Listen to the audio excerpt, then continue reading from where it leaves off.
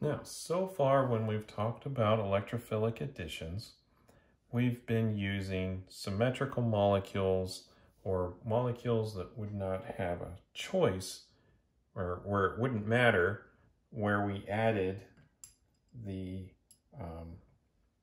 electrophile.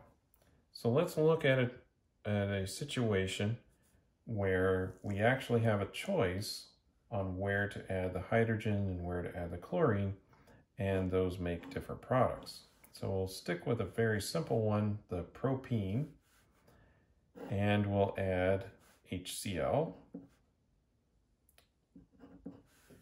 And let's see what we make. Well, we can make two different possible products. We could substitute the hydrogen in the middle carbon right here, and we could put the chlorine on the terminal carbon, or we could put the hydrogen on the terminal carbon and put the chlorine on the second carbon there. Now, Markovnikov did quite a bit of research on this, Russian chemist, and he found that this is the major product, and his rule states that the addition of a hydrogen halide, which would be HCl, HBr, HI, to an alkene favors the product in which the proton adds to the alkene carbon that is initially bonded to the greater number of hydrogen atoms. So let's just go ahead and draw on the hydrogens on this molecule so we can see this rule in action. So in this case, we've got two hydrogens on this carbon. We only have one on that one. So that's why this one is the major product. Well, that's at least according to the rule. Now we've done a lot more experimentation and we have an understanding of how the mechanism of this reaction occurs. And we can provide a deeper understanding of Markovnikov's rule because of our understanding of the mechanism. So let's draw the mechanism that would produce this product, the minor product. So we have our alkene, and we're going to react that with our HCl. Now, so far we haven't decided which one to react it on, but let's see what happens if we put the hydrogen on this carbon to make that product. So if we do that, remember, we're moving through a carbocation intermediate. So we put the hydrogen there, and we're going to have a plus charge on a primary carbon. This is not a stable situation. And then we would have the chloride come in, coordinate to form this product. And you can understand now, probably without even drawing the next mechanism, why this is not a favored process. Primary carbocations are just not stable. So that's why this one is much less favored. Now let's examine what would happen if instead we put the hydrogen on the terminal carbon. Now we'll have a carbocation on this one. That is a secondary carbon, significantly more stable than our primary. So that's why we have this being the more prominent product, right? Just because the intermediate is much more stable.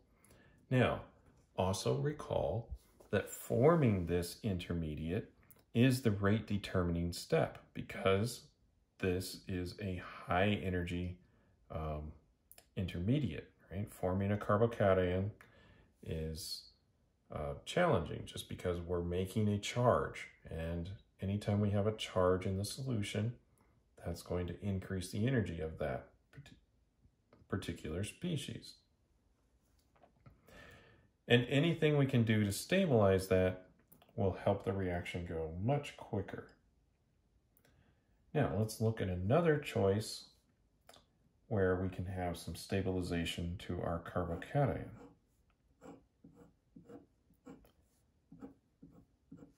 So we have our benzene ring here, and we're just going to have a double bond right here. Now the question is, will we put the hydrogen on this carbon or this one? Now, both of these carbons have the same number of hydrogens. So it may initially be considered, oh, that might be difficult to apply Markovnikov's rule just because they're both the same number. And in situations like that, we might expect that both of the products would be relatively similar to each other in yield. In this case, though, we have a benzylic carbon, which is next to this benzene ring, right? And we know that if we form a positive charge on that carbon, that will be resonance stabilized. So that's what we're going to do. We're going to have our HCl here, have our reaction, and I'm just going to draw the more stable product, since that's the one that's going to dominate.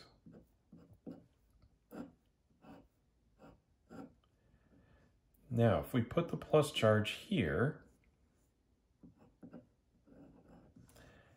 that is in a position where it can be resonance stabilized by this benzene ring.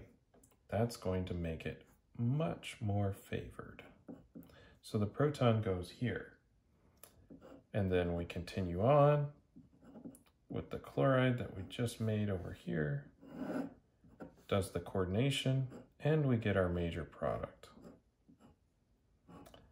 So while the official Markovnikov rule may not help us in this case, since they're both the same number of hydrogens on these carbons, our greater understanding with the carbocation intermediate can lead us to the correct answer, knowing that this one is the more stable position. So we greatly appreciate the chemists that did a lot of this research to look for the patterns. Then later, we've gone back and examined how can we explain this using a mechanism. And when we look at that, we can extend the rules into situations that, other situations where we know, oh, that is a stable carbocation position. So this is just how we look at electrophilic additions, and a lot of them follow Markovnikov's rule.